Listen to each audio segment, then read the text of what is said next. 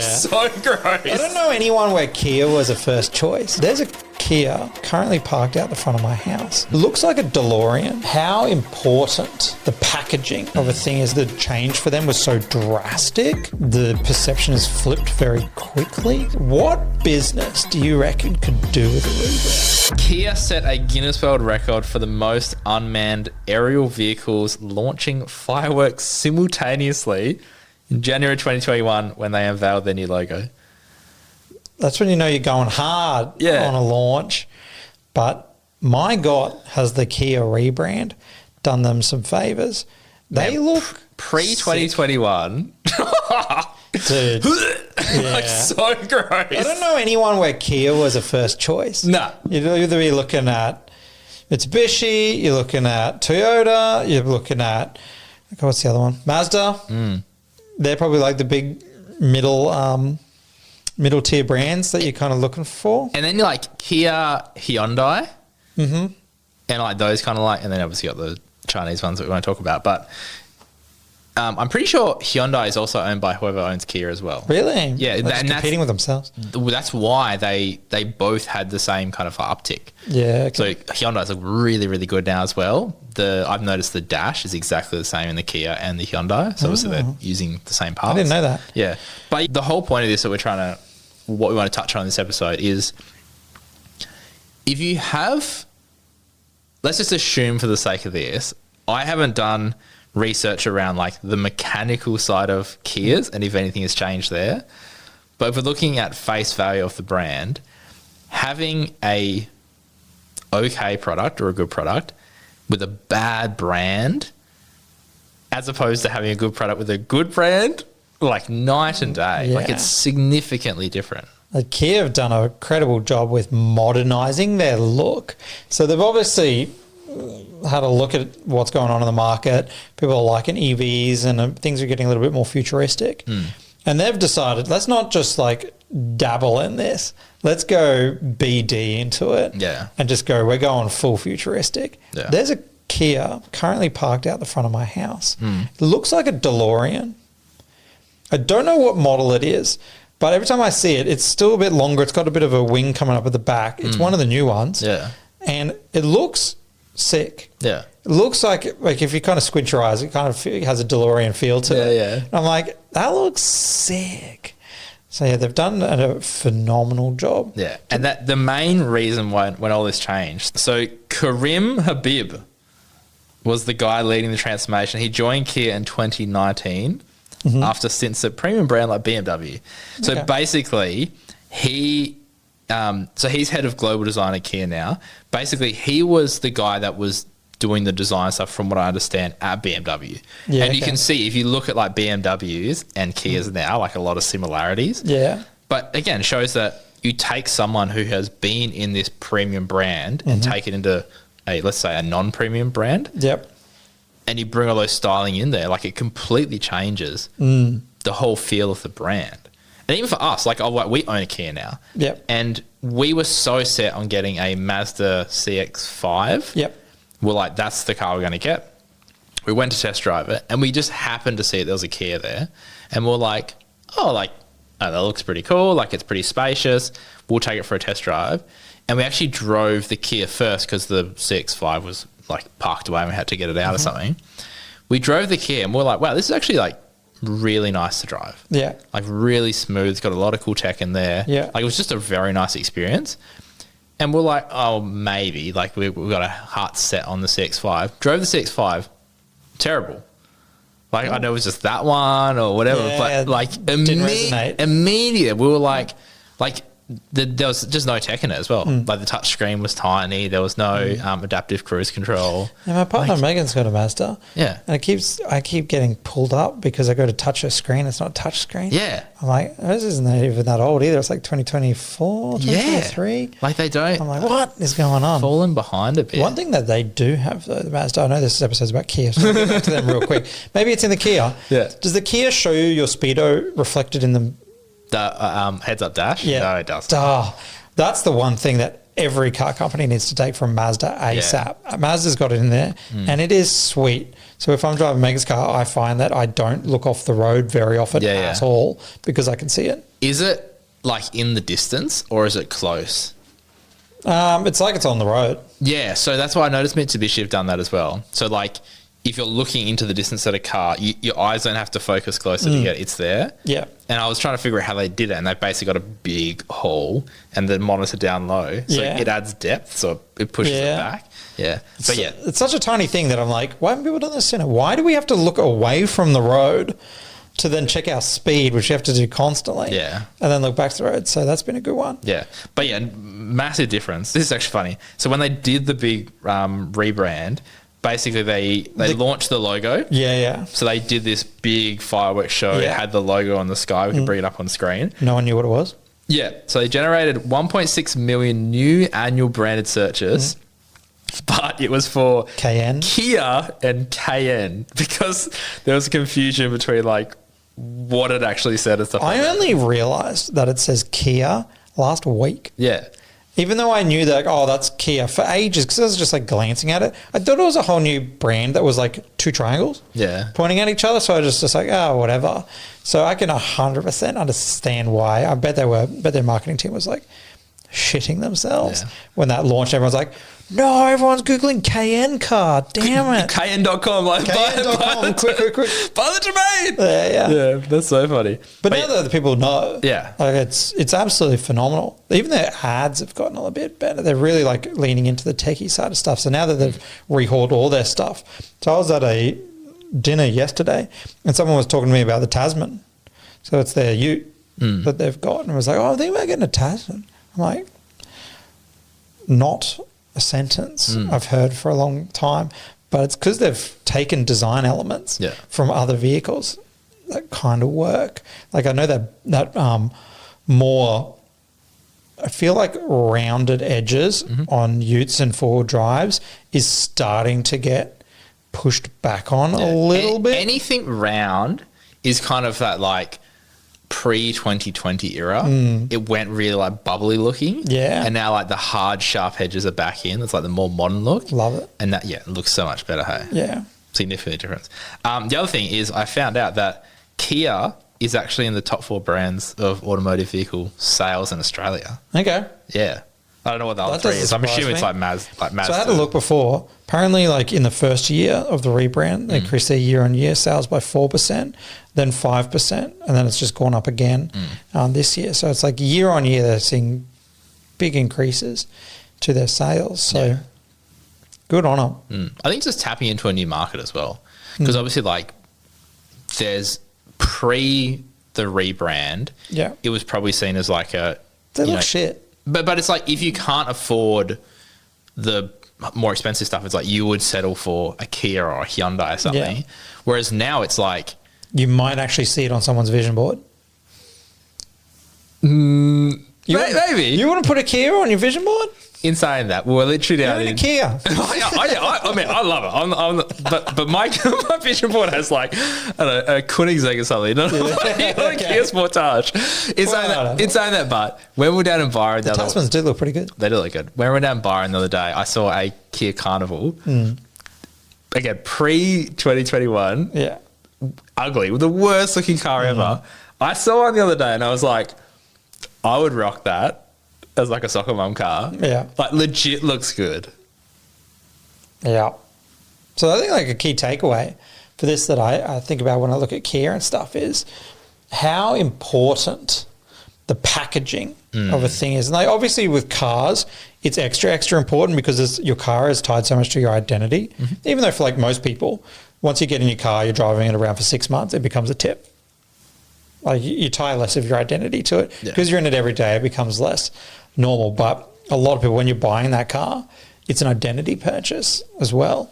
So being able to make it and tie it towards more of an aspirational identity of like futuristic, modern, that kind of feel, they've done a great job of repositioning it in the market. And I think because the change for them was so drastic, the perception has flipped very quickly. Yeah. Although admittedly, it's been out for 3 years and I'm only just really clocking it enough to want to make a podcast episode about it. Whereas like for the first year, I didn't even know that they were Kias because they were so wildly different. I just thought it was a different brand completely, like BYD or something like that. But yeah, so I think that's a really cool takeaway around like how important the packaging is for something. And it's like, who is it that you're trying to get this in front of? What would that person really identify with? And maybe just kind of foregoing what has been done before and what competitors are doing, and even actually those are the big ones, like foregoing what's gone before and then foregoing what your competitors are doing. Like say, let's use brokers for example.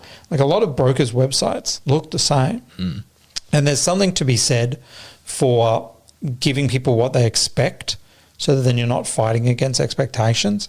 But there's a lot of opportunity there if people are a little bit forward thinking or can take inspiration from some of these other things around modernizing things, making things more futuristic or those kind of stuff, and how you could pop that into your brand. You might immediately become different to all of the other people in your space, which is super interesting. And then for them, I expect it's becoming far easier to market the thing.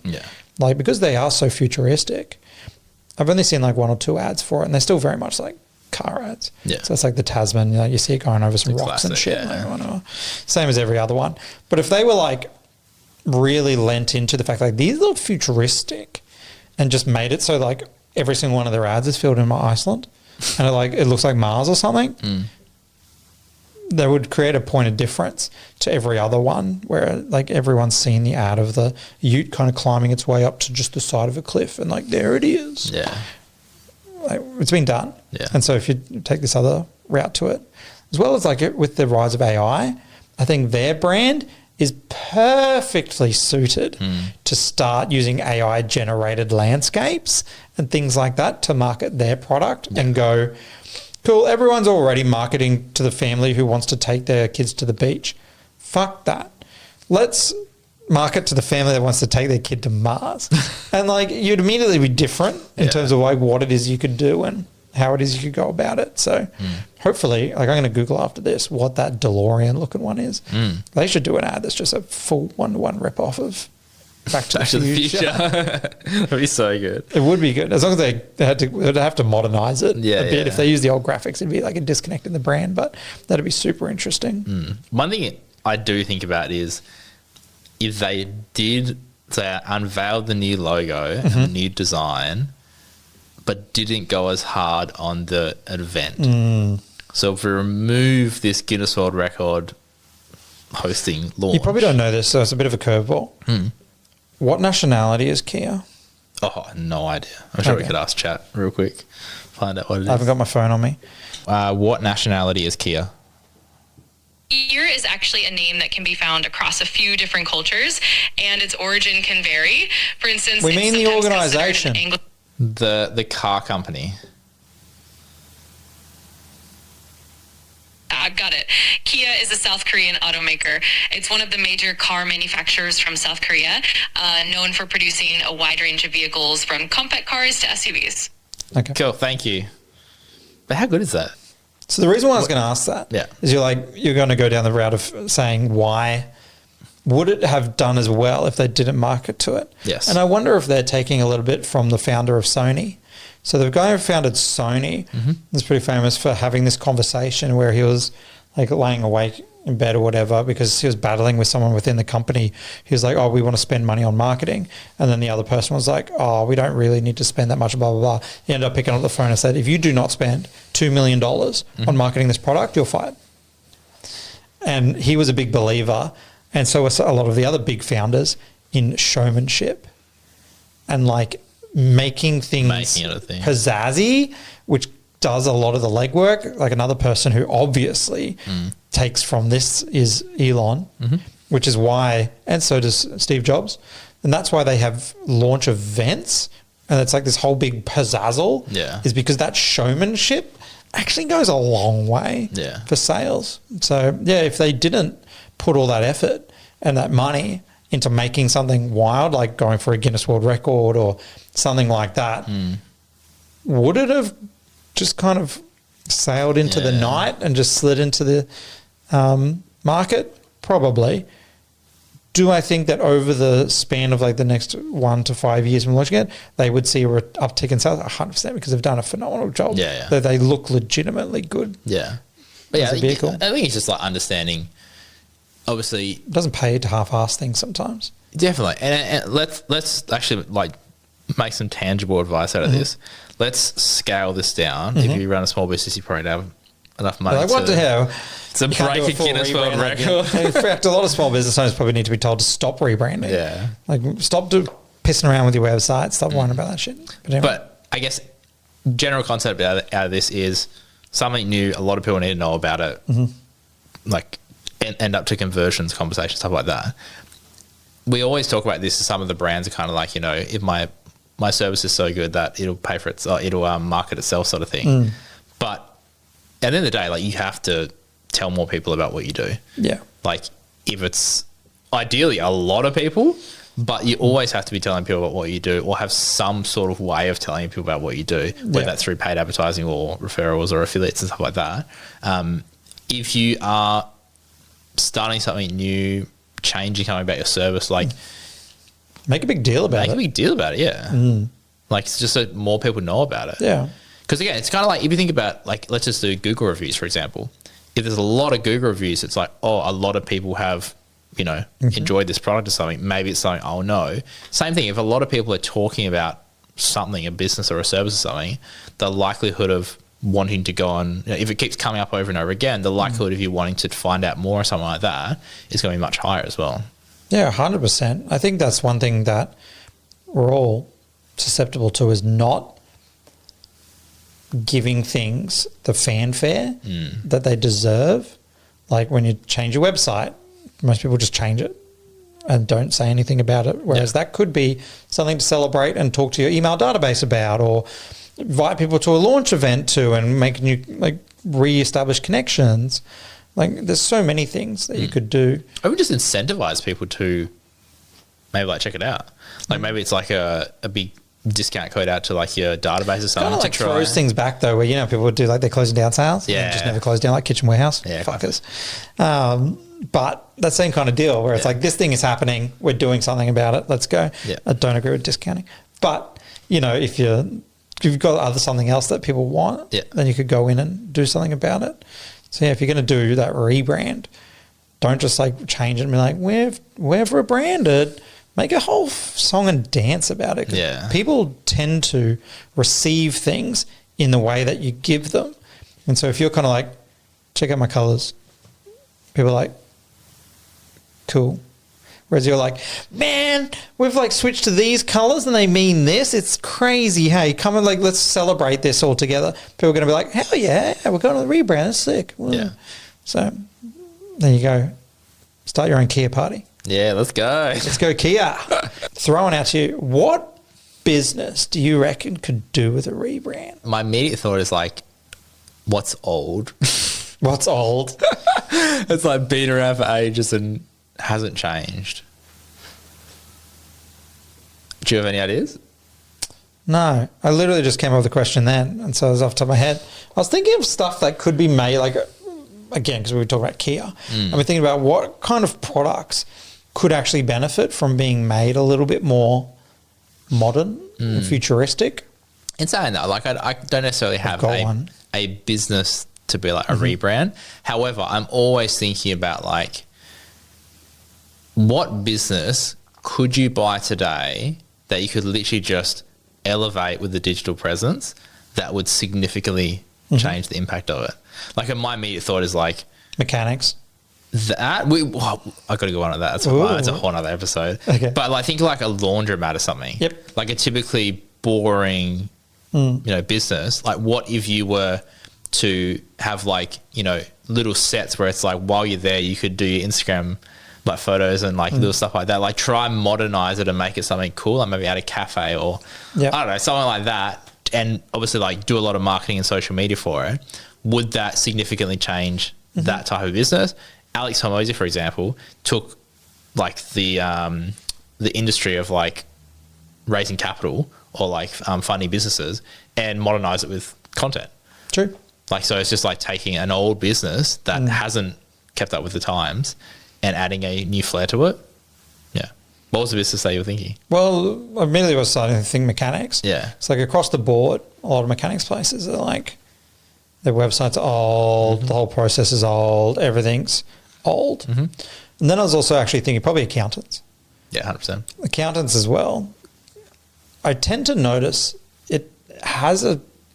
it's a lot of the services that are like required. Yeah. And because they don't need to market. They don't need to, because it's they always... do. They're hyper competitive industries. I know, but it's not like you're going to stop needing them. Like, you're always going to need them. So there's always going to be people that are buying. They don't have to generate as much demand as It's say, always like gonna be consumer there. products and stuff. Yeah. But those are ones that I think you could, like if accountants had a productized CFO service or a more productized way of getting small to medium businesses, especially small businesses, people entering into the market, even though small businesses obviously have the highest turnover because they die. But if they had a really clear onboarding process and a packaged offer, I reckon it'd be pretty easy to crank out a point of difference as an accounting firm. Is it Henry? HNRY. This one. So again, it's like, obviously this is more like a tax and stuff. This is like a SaaS platform. Yeah, but it's like for sole traders, 100% sole traders. So you can't do it if you like have a trust or a business or a company or whatever. But it's like trying to take this typical thing, which is like going to a tax person and it's like a pretty old process, and just modernizing it. And they make it really, really cheap, like really, really easy, quite automated, stuff like that. That's because they're going for volume as like a SaaS thing. Yeah. But yeah, you could take the exact same process for like, because a lot of accountants, no offense to them, but the back end processes are clunky. Yeah. Their customer service on the front end, on the sales thing, is like poor at best. It's like customer service. It's not like sales. Well, the sales process is not. The people there's too much assumed knowledge. Yeah. They assume people know what accountants do. They assume they've all this shit. And so it's just ugly. The whole process on the front end is just ugly, and it's not nil bueno. But their retention is really high. Not a lot of people jump accountants, I don't think. I'm sure an accountant can come and correct me. But I think once you're in, and then you kind of like, unless someone tells you about someone dodgier, then you kind of like, I'm in on this. But it's also like, once it's set up and done, it just like kind of happens, and it's like, unless something goes wrong. Yeah, but you just keep going back to them and doing their thing, and then you ask them for a bit of advice. You're kind of in. It's just easier not to. So yeah, I think accountants and mechanics are my ones that I reckon they could really dial up. Quick thing to finish up mechanics. AutoMasters have done this quite well. I wouldn't say it's perfect, but they do it quite well. So what's the biggest pain point with mechanics when you take your car there? Yeah, not having the car. Not that. What's the second biggest? So the big thing is obviously like trusting mechanics. Yeah. So they'll like hoist your car up, and it's like, oh, you came in for a service, but you also need an air filter and spark plugs. And straight away you're like, of course it does. Yeah. So what AutoMaster started doing is you take your car there, they do a video, so the mechanic will hoist it up in the air. They'll walk around and they'll film everything and literally show you. So if there's something wrong, they'll be like, this is the problem. You can see that it's damaged, like wriggle it or whatever, and they make a big list. They send you like a text and it's like, here's your, walkthrough, and they'll tell you what's wrong with it and show you the video, and it shows exactly what is wrong with it. So then there's none of that trust variation, which is like, how do I know there's actually something wrong with it? True. And as soon as they did that, like I'm a service mechanic by trade, so I could do a lot of stuff myself. Yeah, service mechanic. Cool. Didn't know that. Did not know that. I could do a lot of this stuff myself. Yeah. But just in the sake of time, I was like, I now trust you way more, and I'm more willing to allow you to pay you to do it, as opposed to I'll just be like, no. Like, I'll double check it when I get it back. Yeah. And then maybe I'll pay. That's a good point. With that's probably true of like a lot of places where it's kind of like just magic behind the scenes, telling people why stuff. Because a lot of times businesses will just be like, here's the damage. Whether that is like, here's the bill for certain of your accounts. Here's how much tax you got to pay. Here's this. They don't show they're working. And I think that's where a lot of people get left behind. Like, obviously, sometimes you don't want to see the working. Yeah. Once you trust them, you're like, I don't care. Yeah. Just sort it out. But it's interesting. If I wanted to make the perfect mechanic business, aside from the service being all right, there's a few things that they don't do. So the trust building stuff and the walkthrough video, awesome idea. The other thing that a lot of them don't do very well is booking in your next service at the point of service. So they do give you that little sticky, like little sticker, and tells you when to be there. So someone at some stage in the industry was like, retention, let's let them know when they need to come back. Fuck that. Just book them in. Like if they just book me in for my next one and going, okay, based on your average kilometers, let's book it in for this. We'll send you some text reminders. If it needs to be further, you can just say yes or no. Like, oh, do you want to push it out a month? Yep, cool. And they'll sort it out. But there's more like, I'm just going to fucking turn up because it's already booked in. You know what would be sick? My dentist does that. To make it even better. Because the main thing with servicing is that it's, now it's up to a year, I've noticed. Obviously the technology. Mine's still kilometer based. No, so it used to be, this is my mechanic coming out, it used to be 6 months or 10,000 Ks. Yeah. Now with the modern cars, it's a year or 20,000 Ks. So they've been able to push it out with modern technology and stuff. Yeah. But it would be cool to maybe like every 3 months, it's just like, it texts you and it's like, hey, send this your odometer. And what it will do is it'll push into the system and be like, cool, you're on track to have your service date here, and it will like adjust. So then if you're doing way more Ks and your service is going to come up way sooner, it can be like, cool, based on the average that you're doing, we estimate that you're going to need a service here. That would be sick. Well, I think a lot of things, it's like, how can you get someone, so someone's already come in and trust you. How can you get them to come again? And quite often just booking it into their calendar will get people to turn up, and then reminding them that you've done it. So even just that simple thing, most of them don't do. Most businesses who could do this, like the haircuts and barbers, don't do it. The other thing that they could do is, this would be a harder problem to solve, is the whole like you lose your car thing. If they could do something like that, in Hervey Bay, there's a service called Dial a Driver. And I realised that this is like almost nowhere else. But in Hervey Bay, you can get Dial a Driver, which is actually usually cheaper than a taxi. You call them, they rock up in a little car, 2 people, they get out of their car, hop into your car and drive you home. So the whole like drink driving thing, because people drink drive because they want to get their car home, eliminated. If the mechanic cruised out like a Domino's scooter and came and picked up your car and then drove your car there and then chucked the scooter in the back and then whatever and dropped it back off, that'd be sick. I'd pay extra for that if someone like was going to drop the car back at work for me and then they just scoot their way back. So you wouldn't have the mechanics doing it, obviously. You'd have like an admin person doing this or something. That'd be a cool way of doing it. Would Tesla solve that problem? Oh, yeah, by having the car return home. Yeah, well, no, they literally just rock up to wherever you are and they just, because they can access any of their cars. Yeah, okay. So they just It's interesting, with more automation, the mechanics might actually solve one of their own problems, which is losing your car. Yeah. Man, we could like dive this way deeper. I find it really interesting though, like looking at someone else's business from the outside and seeing the points where you kind of need it to bring people through. But if you finish on a series out of that. Finish on Tesla, but so how true this is, I don't know. I haven't looked at the legitimacy, but I was chatting to someone who apparently was a Tesla mechanic. So apparently with Teslas, what happens is if something goes wrong with your car, it understands what the fault is. What it will do is it will literally send a message to your local dealer or whatever and check whether this part is in stock. If the part is not in stock, it'll order it from the main warehouse to the thing.